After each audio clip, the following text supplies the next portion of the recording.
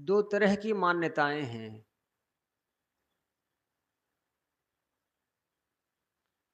ये सृष्टि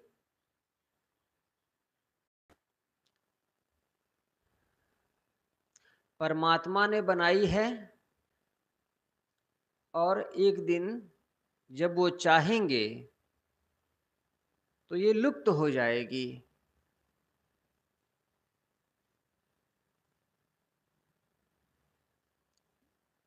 ये सृष्टि उनकी मर्जी पर निर्भर करती है। जैसे कोई पतंग उड़ाए, पतंग उड़ाने वाला जब तक चाहेगा तब तक पतंग आकाश में लहराएगी। जब उसको समेटना होगा तो डोर को धीरे धीरे समेट लेगा और पतंग उसके हाथ में आ जाएगी। वैसा ही सृष्टि के बारे में ईश्वरवादी कहते हैं।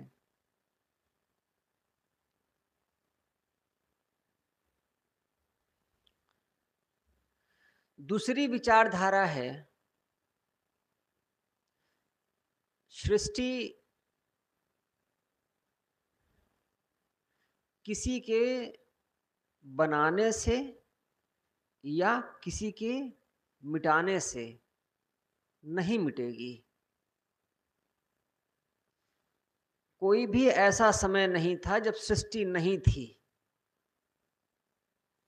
और कोई भी ऐसा समय नहीं होगा भविष्य में जब सृष्टि नहीं होगी। सिर्फ परिवर्तनशीलता ही सत्य है। सृष्टि रहेगी, उसका चेहरा बदलता रहेगा। हमारे पास जो लिखा इतिहास मिलता है सभ्यताओं का, वो 6-7 हजार वर्षों से ज्यादा पुराना नहीं है। तो क्या 6-7 हजार साल पहले जीवन नहीं था? तब क्या लोग खाते पीते जीते नहीं थे?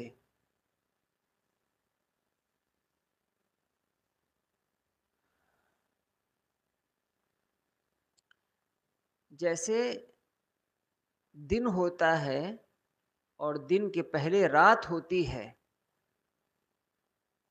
एक क्रम से चलता रहता है, वैसे ही इस सृष्टि में जीवन चलता रहता है।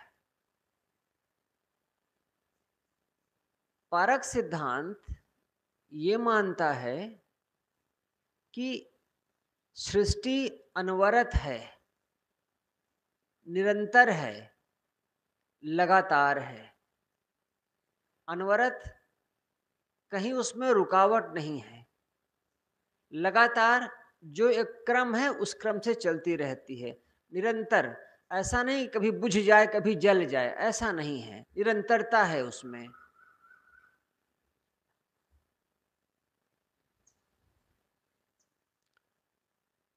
मुसलमानों के यहाँ माना जाता है, ईसाइयों के यहाँ माना जाता है कि ईश्वर ने सृष्टि रची है और मनुष्य इस सृष्टि में आया है। इसके बाद ये फिर से ईश्वर के पास जाएगा, अल्लाह के पास जाएगा। वहां उसको अपने कर्मों का हिसाब देना पड़ेगा, ऐसा वो मानते हैं। वो समझते हैं बस एक ही बार शरीर मिलता है, दोबारा नहीं मिलता है।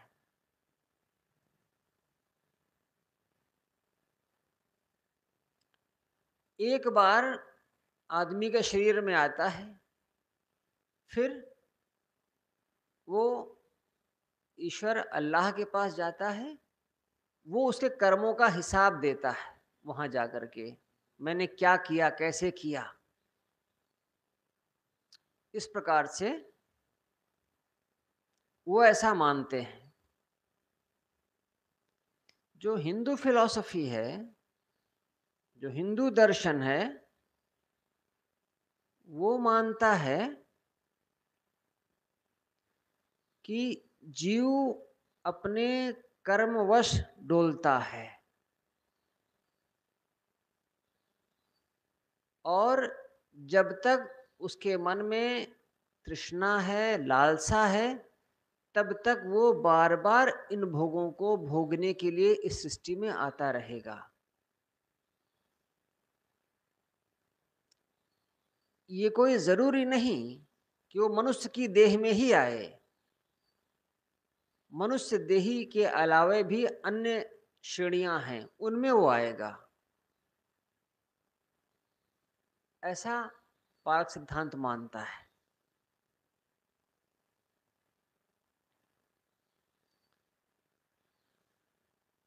अंतहीन इस महाकाल के मध्य असंख्यों चेहरे, बनते मिटते जलते बुझते रहते दीपक सेहरे।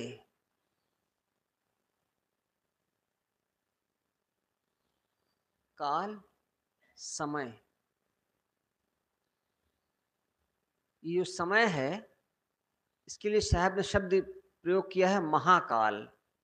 काल माने समय का एक छोटा हिस्सा, महाकाल का अर्थ हुआ समय का एक बड़ा हिस्सा। अंतहीन, ये सृष्टि अंतहीन है। कोई एक रॉकेट में जो जिसकी चाल, वेलोसिटी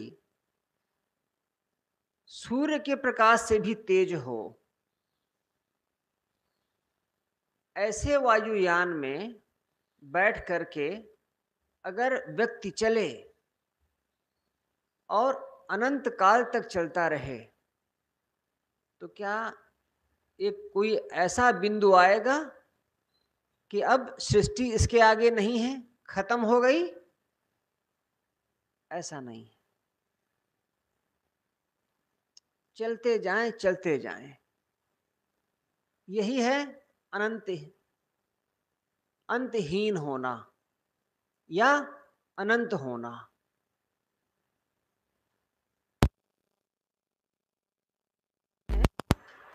जैसे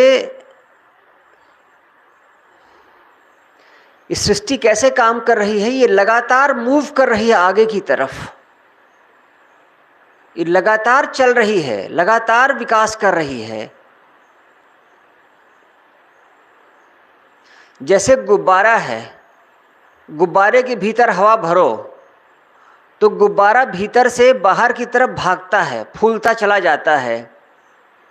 कब तक फूलेगा? जब तक उसकी क्षमता है, उसके बाद वो गुब्बारा फूट जाएगा। सृष्टि ऐसे ही लगातार फूल रही है, लगातार चल रही है, लगातार फैल रही है, ऐसा विज्ञान मानता है। इसका कोई अंत नहीं है।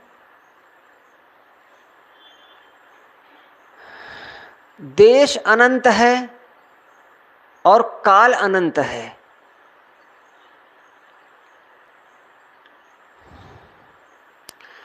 इस अनंत सृष्टि में असंख्यों चेहरे, असंख्य चेहरे हुए हैं। वैज्ञानिक कहते हैं एक व्यक्ति का चेहरा दूसरे व्यक्ति से कभी नहीं मिलता।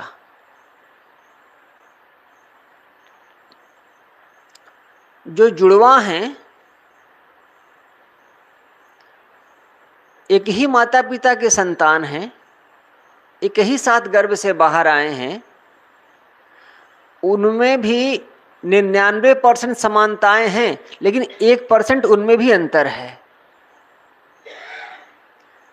आप आश्चर्य करें, ये कुल 6-7 अंगुल का चेहरा है, लेकिन हर चेहरा दूसरे से अलग है। एक ये छोटा सा वोकल कॉर्ड है जिससे आवाज निकलती है, किन्हीं दो व्यक्तियों की आवाज एक जैसी नहीं है। ये छोटा सा अंगूठे का ऊपरी हिस्सा है, ये हर व्यक्ति के अलग अलग होते हैं। छोटा सा अंगूठा है, इसकी जो नाप कंप्यूटर में ली जाती है वो दुनिया के किसी आदमी से दूसरे आदमी की नाप नहीं मिलती है।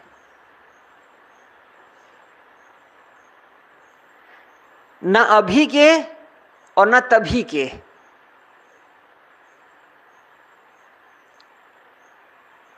पहले का तो रिकॉर्ड नहीं रखा गया,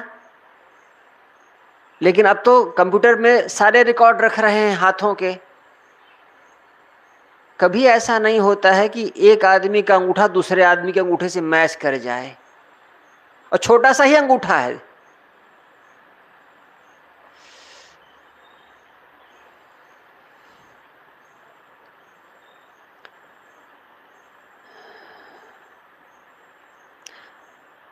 एक आदमी बुलबुल की आवाज निकाला करता था। कभी कोयल अपनी आवाज निकाले और दूसरा कोई व्यक्ति उसकी नकल करने लग जाए और वैसे ही आवाज करने लगे तो कोयल चिढ़ जाती है, वो भी वैसे ही बोलती है जब तक ये दूसरा आदमी बोलता है।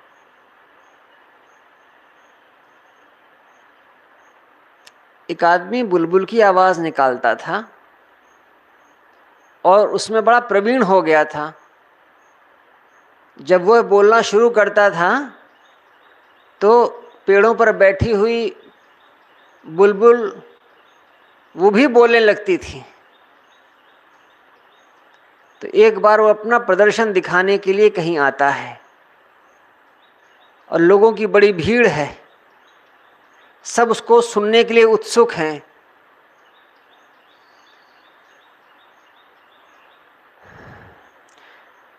राजा ने कहा, बुलबुल की आवाज सुननी होगी तो मैं बुलबुल बुला लूंगा,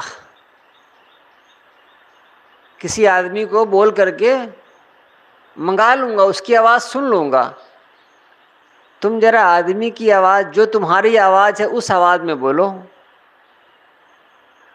वो अपनी आवाज ही भूल गया था। इतना उसने अभ्यास किया था पक्षी की आवाज का कि वो अपनी आवाज भूल ही गया था कि मेरी वास्तविक आवाज क्या है। वो जब बोले तो पक्षी जैसे ही बोले।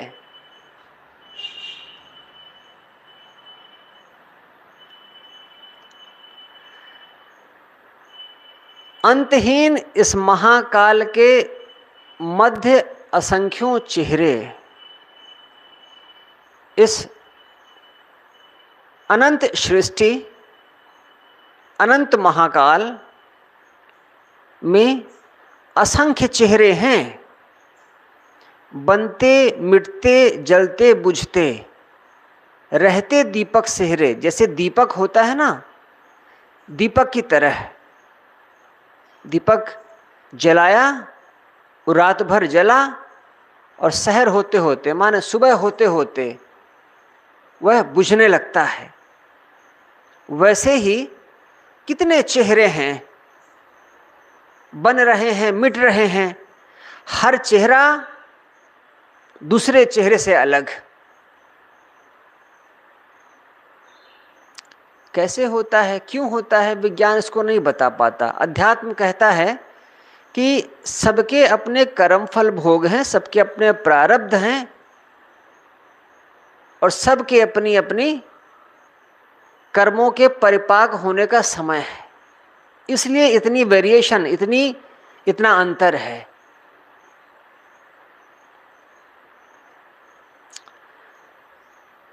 जीव अकेला पथिक पुराना, जगती तल में आया,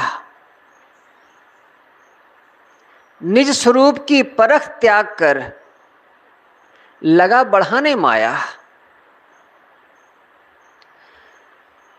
जीव अकेला पथिक पुराना, जीव अकेला तो है लेकिन ये पहली बार नहीं आया है, ये पथिक पुराना है। इस रास्ते पर बहुत बार आया गया है।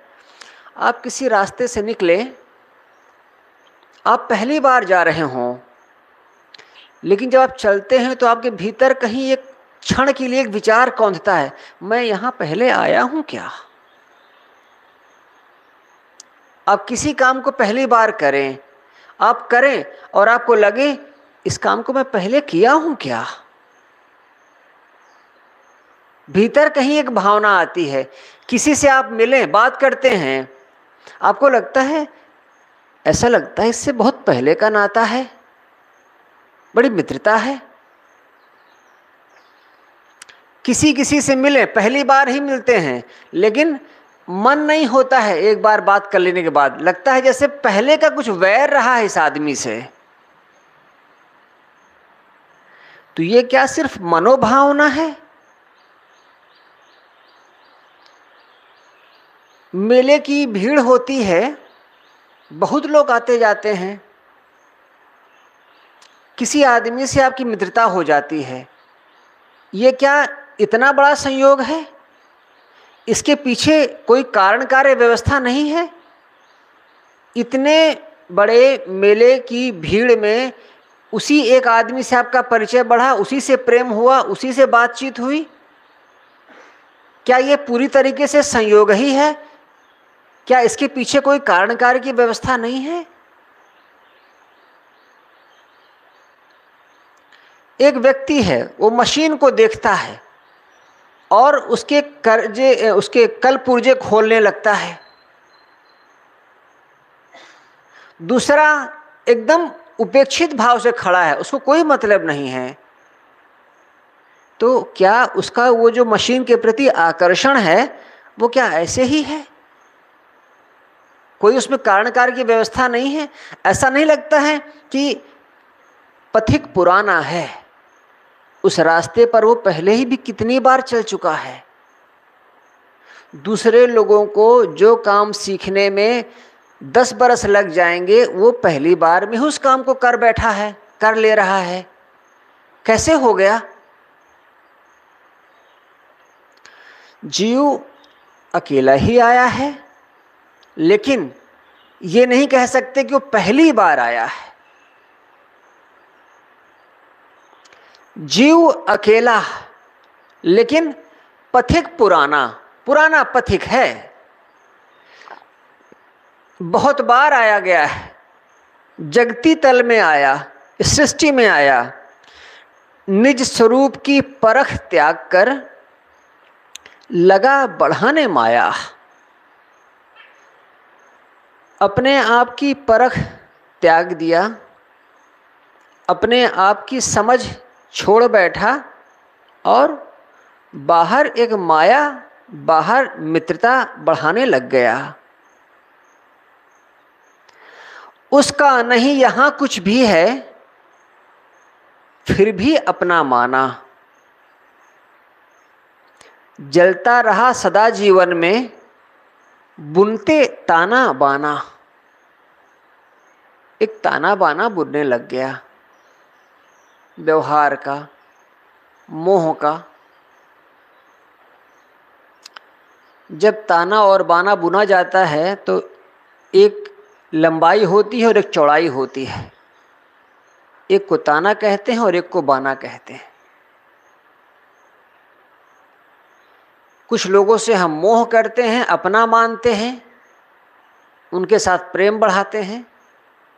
कुछ लोग हमारे लिए पराये हो जाते हैं और उन परायों से हम बैर बढ़ाने का काम करते हैं। बस यही है ताना और बाना, यही है व्यवहार और प्रेम और बैर बढ़ाना।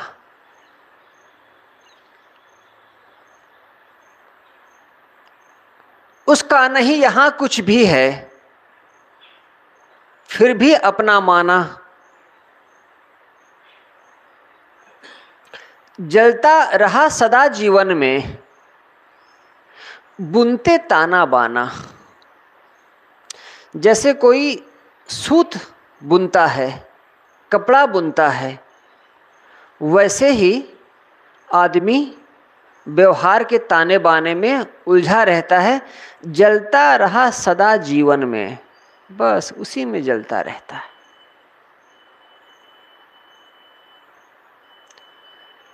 सड़क से गुजर जाएं, अकारण मार दिया जाता है। आदमी वो खराब नहीं है, आदमी गलत नहीं है, लेकिन किसी भी कारण से उसको मार दिया जाएगा। हिंदू मार देंगे क्योंकि मुसलमान है, मुसलमान मार देंगे क्योंकि वो हिंदू है। जहां हिंदू मुसलमान नहीं है, हिंदू हिंदू हैं, वही एक दूसरे के घर में चोरी करते हैं। जहां बाहरी आदमी नहीं है, वहां भाई भाई एक दूसरे के लिए गलत करते हैं।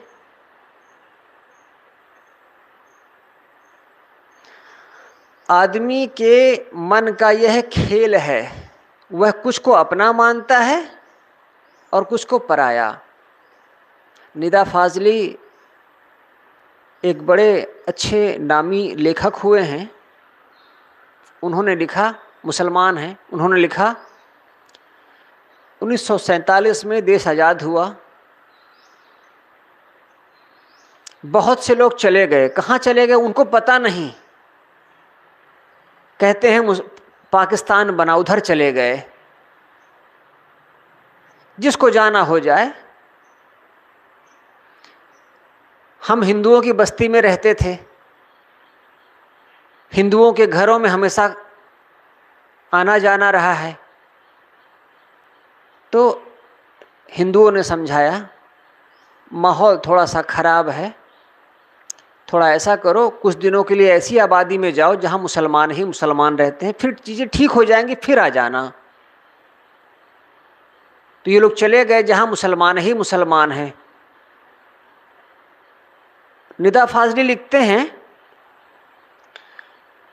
कुछ लोगों से बचते बचाते हम यहां तक आए हैं जिन्हें हम अपना कहते हैं, और अब यहां हमको हमारे कहे जाने वाले लोग लूटते हैं। चीजों के दाम कई गुना बढ़ गए। वही लोग हैं जो मुसलमान कहे जाते हैं, उन्होंने ही दुकानें रख ली हैं, वही सामान बेचते हैं। पानी नहीं है, पानी बेचते हैं, बेचने वाला भी मुसलमान, खरीदने वाला भी मुसलमान।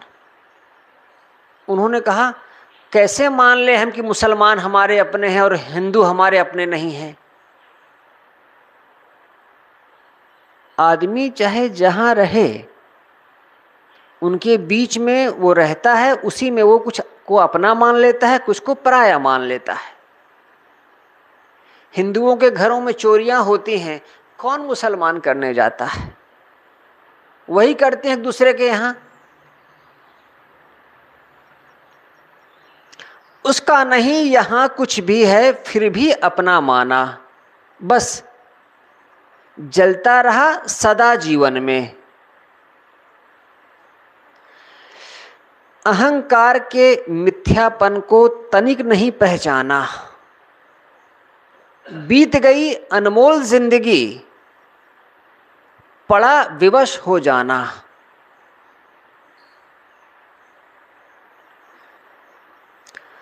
अहंकार के मिथ्यापन को तनिक नहीं पहचाना।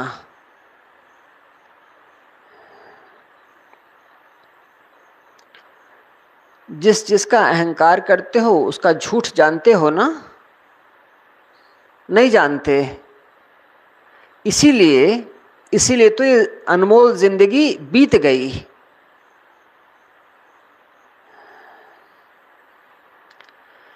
कल कुछ पुलिस वाले मुसलमानों के एक गुट को लेकर के रास्ते से जा रहे थे, तो मुसलमानों के दूसरे गुट ने हमला कर दिया, 50 लोगों को मार दिया, और मरने वालों में स्त्रियां और बच्चे। पुलिस वाले साथ में थे सुरक्षा के लिए ही कि पार करा देते हैं, लेकिन मुसलमानों का दूसरा गुट आया, पुलिस वालों के रहते हुए भी उन्होंने इतनों को मार दिया। कारण क्या है? एक सुन्नी है और एक शिया है।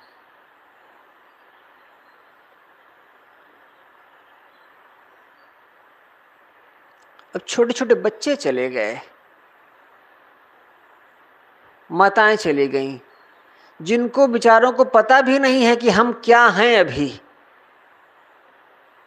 वो मार दिए गए। और जो मार के गया, क्या वो बचा रह जाएगा? क्या वो ढूंढा नहीं जाएगा? या ये लोग जो बचे हुए हैं, क्या इनको ऐसे ही छोड़ देंगे?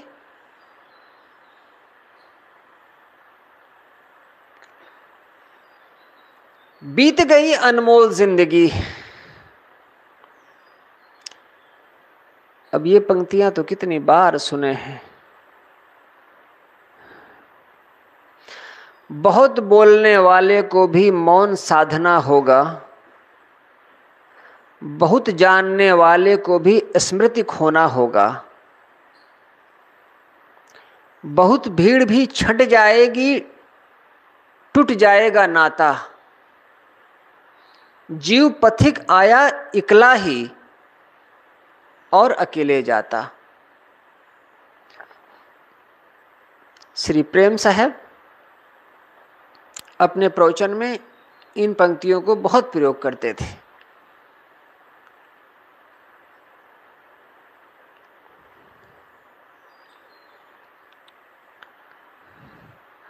तो जब वो अशक्त हो गए थे, वो जब बोलते तो उनके साथ वाले ही समझ पाते थे। मुट्ठियां उनकी भिच जैसी गई थी, हथेली खुल नहीं पाती थी, हड्डियां सीधी नहीं हो पाती थी। ऐसा भी समय उन्होंने अंत में देखा था। और प्रेम साहब बोलने वाले अद्भुत थे। हमारे एक संत बताते थे कि काठमांडू में एक बार प्रेम साहब जी और श्री अभिलाष साहब जी और इन सब का समाज एक साथ था एक आश्रम में। तो सुबह सुबह किसी ने निवेदन किया होगा प्रेम साहब जी से कि साहब जी आपकी वाणी हमें आप सुना दिया कीजिए, तो उसको हम टेप रिकॉर्ड में टेप कर लेंगे। तो साहब प्रेम साहब अकेले बैठ जाते, टेप रिकॉर्ड की बटन ऑन कर देते और 1 घंटा बोल देते, फिर टेप बंद कर देते। वो कर दिया करते थे। और बहुत बोलने वाले थे वो, और बहुत हंसने वाले भी। प्रेम साहब अगर किसी से बात करें और हंसे ना और हंसाए ना, तो ऐसा हो नहीं सकता। और हंसते हंसते चारपाई में बैठे हैं तो कहो चारपाई में पलट जाएं, गिर जाएं हंसते हंसते। कोई साधु कहीं गया है, कह के गया है 15 दिन में आ जाऊंगा, अब 1.5 महीना बाद आ रहा है।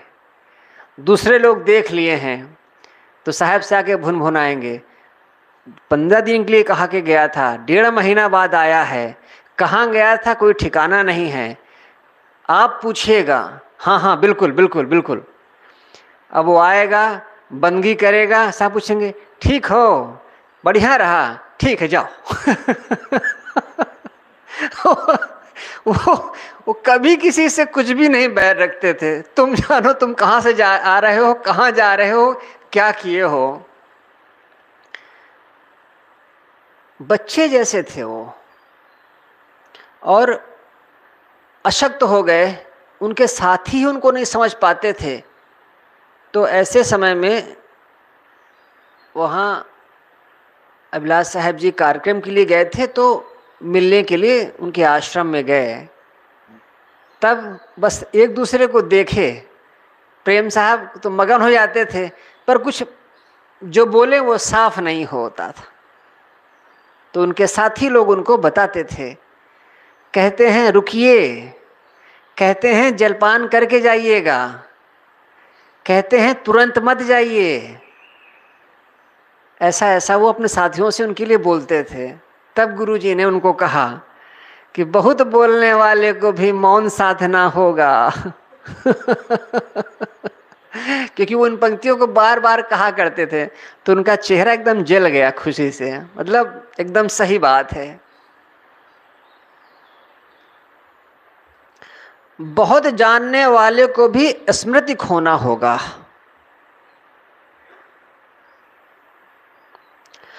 बहुत भीड़ भी छंट जाएगी, टूट जाएगा नाता।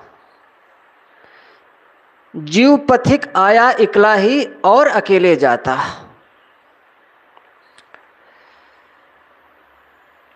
एक दिन बोलना शांत हो जाता है, एक दिन जानना व्यर्थ हो जाता है। बहुत भीड़ भी छट जाएगी, टूट जाएगा नाता।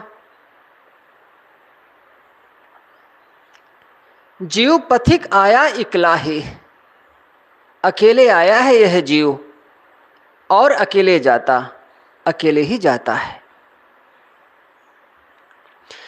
मुट्ठी बांध सभी आते हैं, हाथ पसारे जाते। महामूढ़ता मोहित मानव, गढ़ते झूठे नाते। बच्चे की मुट्ठी बंधी हुई होती है, लेकिन जब किसी का शरीर छूटता है तो हाथ खुल जाते हैं, उनमें कुछ भी रखा नहीं जा सकता है।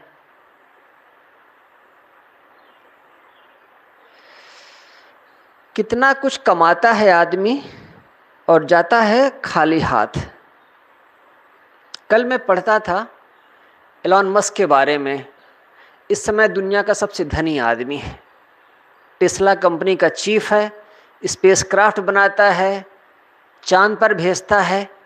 उसके जैसा पैसा किसी के पास नहीं है।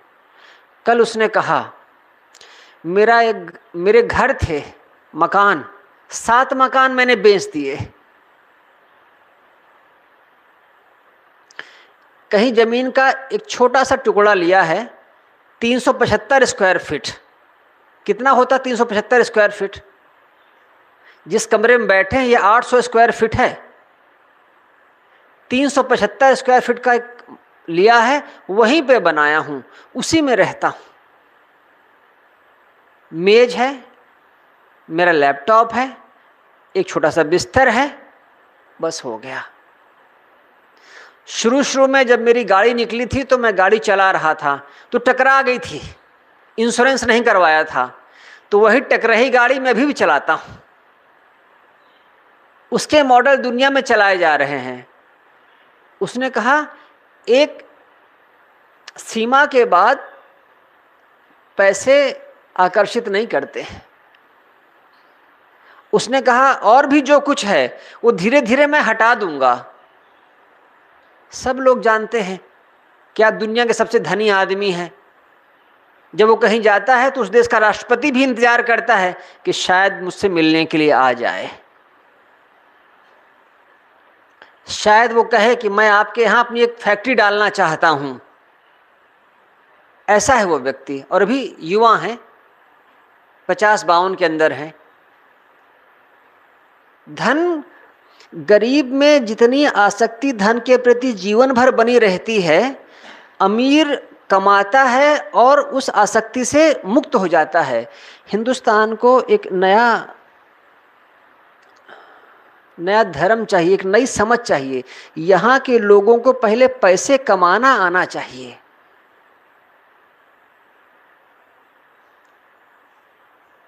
आदमी समझे कि पैसा कमाना गलत नहीं है। आप साधु हों चाहे असाधु हों, कम से कम आप अपने लिए निर्भर हैं, दूसरे की तरफ आप मुंह नहीं ताकते हैं उसका। ये बहुत जरूरी है। ये जो हम विनम्र बने हैं, ये विनम्रता हमारी झूठी है, ये परिस्थितिजन्य है, क्योंकि हमारे पास संसाधन नहीं है। हम जितना विनम्र होंगे उतना हमें आपसे मिलेगा, ऐसा हमको लगता है, इसलिए हम विनम्र हैं। अगर हमारे पास हमारा अपना धन हो तो हमें झूठी विनम्रता नहीं दिखानी पड़ेगी। जो समाज जितना गरीब होता है वहां मंदिर और मस्जिद उतना ज्यादा धनी होते हैं,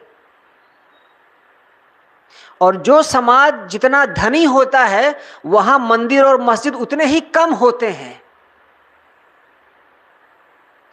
मैं गरीब आदमी हूं, थोड़ी थोड़ी चीज के लिए समाज मुझे तरसा देता है, थोड़ी थोड़ी चीज के लिए मुझे बताया जाता है कि तुम गरीब हो।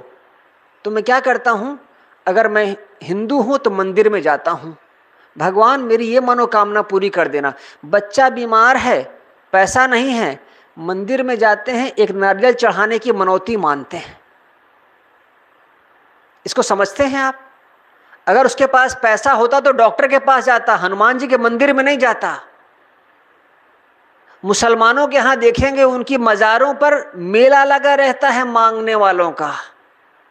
इतने गरीब हैं मुसलमान, डॉक्टर के पास नहीं जा सकते हैं, इसलिए वो मजारों में जानते हैं मनौतियां मांगने। बुखार है, जुखाम है, कुछ भी रोग है, 10-5 दिन में ठीक हो ही जाना है। समाज जितना गरीब होगा वहां के मंदिर और मस्जिद उतने प्रमुख होंगे, और समाज जितना मजबूत होगा लोगों का रुझान धर्म की तरफ, मंदिर की तरफ बहुत कम होगा। अमेरिका का एक आदमी कहता था कि हम लोग हफ्ते में एक दिन रविवार को चले जाते हैं रस्मी तौर पर चर्च, ज्यादा का समय नहीं है हमारे पास, एक दिन चले गए तो चले गए। अब क्या करते हैं, अपने माता पिता को लेकर छोड़ देते हैं, वो बैठे रहते हैं, हम लोग चले आते हैं। वो धनी हैं, उनके पास पैसे हैं, संसाधन हैं, वो भगवान पर निर्भर नहीं करते हैं, वो सरकार से ले लेंगे। हमारे यहाँ की सरकार कमजोर है, हमारे यहाँ का समाज सुरक्षा नहीं दे सकता, तो हम चाहते हैं कि भगवान हमें शायद सुरक्षा दे दे बस। अगर समाज सिविलाइज्ड है, सभ्य है, संसाधन संपन्न है, तो वहां देवी देवता भगवान भवानी घटते चले जाएंगे। लोग गरीब होंगे, वहां देवी देवता उतने ही संपन्न होते चले जाएंगे। समाज को हमें धार्मिक तब बनाने में मदद मिलेगी जब समाज के लोग अमीर हों। साधु खुद ही गरीब हो, खिला नहीं सकता किसी को, उसके पास कौन जाएगा?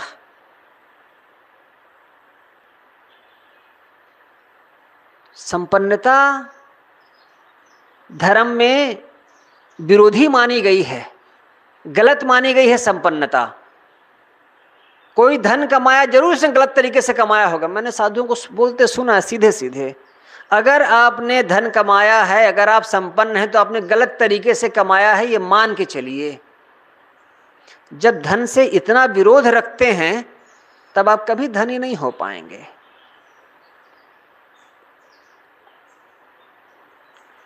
और कितने भी धार्मिक हो जाएं, वह धार्मिकता धन कमाने की आड़ में है। धन कमाने के लिए ही आप धार्मिक हुए हैं।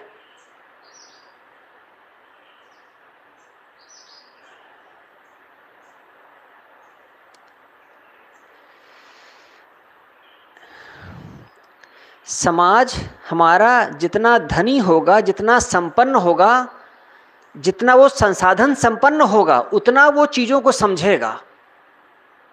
और जितना आप समाज को गरीब बनाएंगे, दबाएंगे, कुचलेंगे, उतना उसमें धन के प्रति लालसा, ललक बनी रहेगी।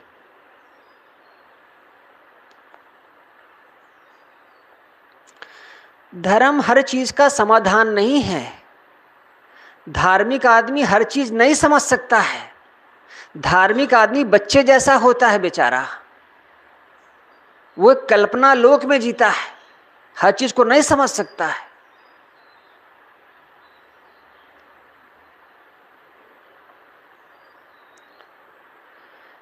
मेरा है ऐसा मूढ़ जन्म भर करता, एक दिन मिट्टी के नीचे वह पड़ा है सड़ता।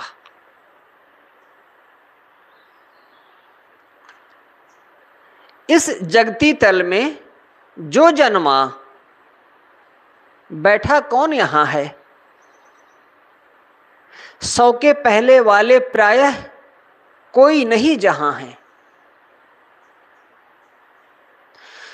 छोड़ो झूठी तन की आशा, धन की आशा छोड़ो।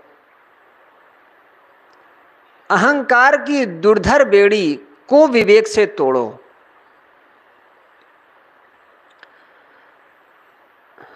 विवेक संपन्न होने का प्रयास कीजिए, ज्ञानी होने का प्रयास कीजिए। इससे एक समझ पैदा होती है और जीवन सहजता से बीत जाता है। लेकिन अगर आप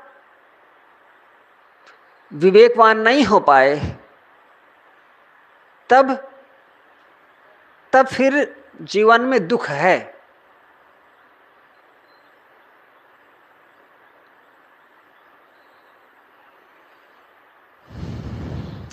छोड़ो झूठी तन की आशा, धन की आशा छोड़ो। शरीर कुछ दिन और रह जाए। एक डॉक्टर से किसी ने कहा, जवान आदमी के लिए, अमुक का शरीर छूट गया। डॉक्टर ने कहा, तुम ही जी करके क्या करोगे, वो मर गया, तुम बता रहे हो संदेशा, तुम ही जी करके क्या कर लोगे। राग द्वेष लड़ाई झगड़ा, बस यही करते हुए आदमी चाहे 40 बरस जिए चाहे 100 बरस जिए, कोई क्वालिटी में तो बहुत परिवर्तन नहीं हो जाता है। यही करते हुए जाओगे।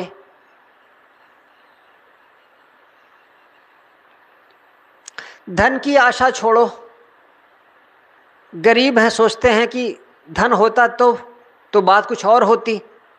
तो जो बहुत धनी है उनकी भी आशा, उनकी भी हालत ठीक नहीं है। अहंकार की दुर्धर बेड़ी, जो कठिन बेड़ी है अहंकार, इसको तोड़ो। मैं मेरी माया के पिंजड़े से उड़ के निर्मोही, भाग चले जा उस प्रदेश में जो असंग अद्रोही। मैं मेरी माया के पिंजड़े से, एक पिंजड़ा है माया का, बस उसमें रहने वाला जीव एक ही चीज समझता है, ये मेरा है और ये मैंने किया है।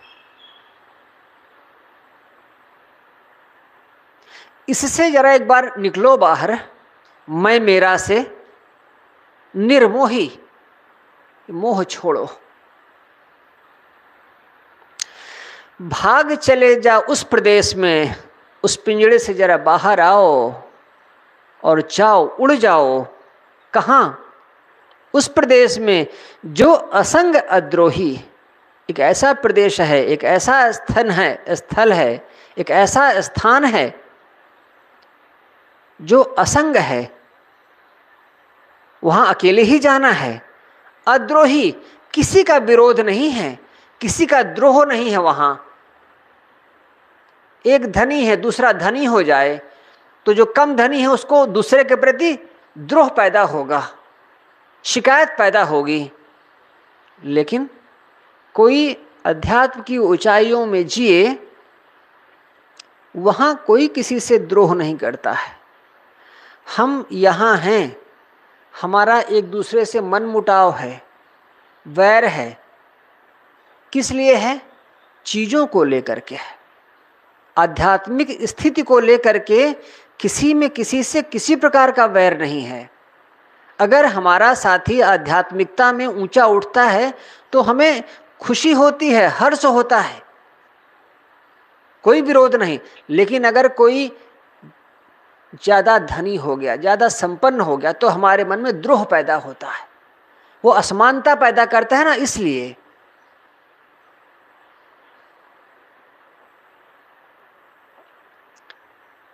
इस माया के पिंजड़े से, जहां मैं मेरा का मोह बना रखे हो, इससे उड़ करके बाहर जाओ। एक आत्मस्थिति की दशा में जियो, जहां ये सब कुछ भी नहीं जाता है साथ, वहां असंगता है, अद्रोह है, किसी का किसी से कोई वैर नहीं, अवैर की स्थिति है। जीव तुम्हारा तू केवल है और सभी धोखे हैं, सबसे मुड़कर निज स्वरूप में आ जाए चोखे हैं।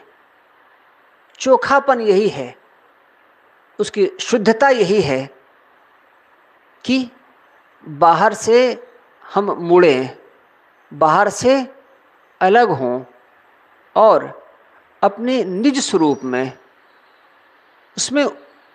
उसमें जिएं।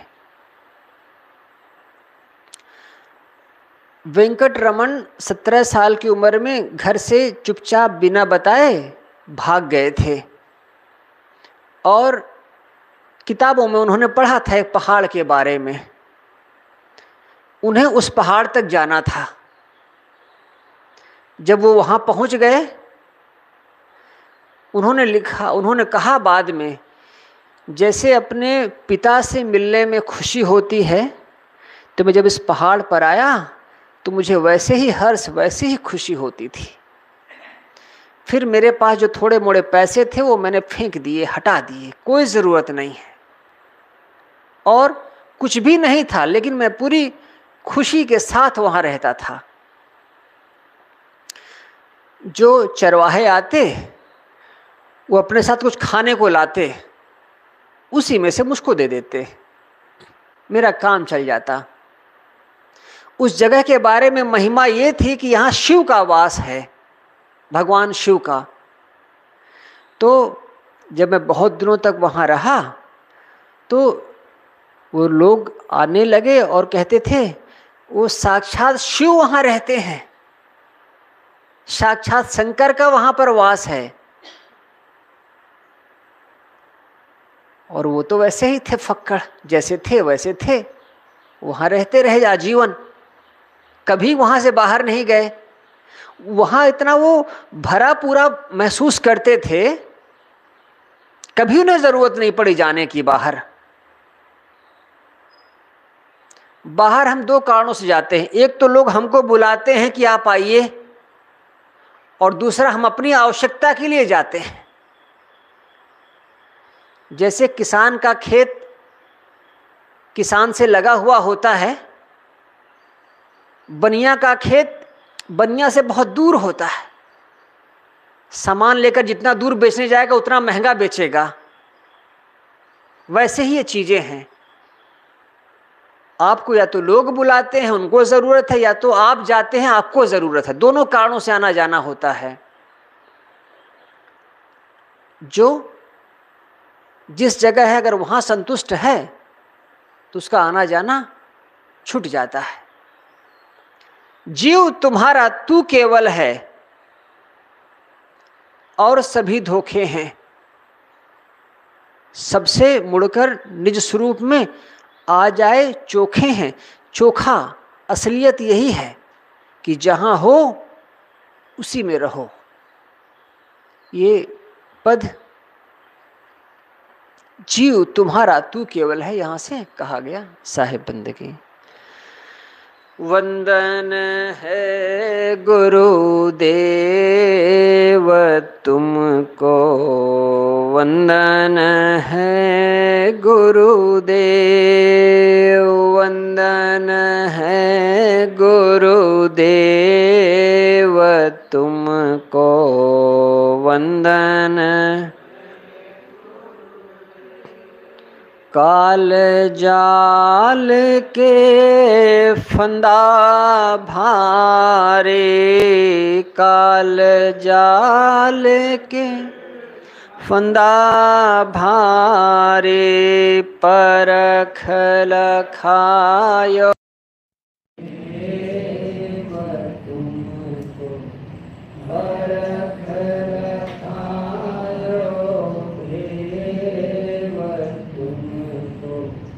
वंदन है गुरुदेव, वंदन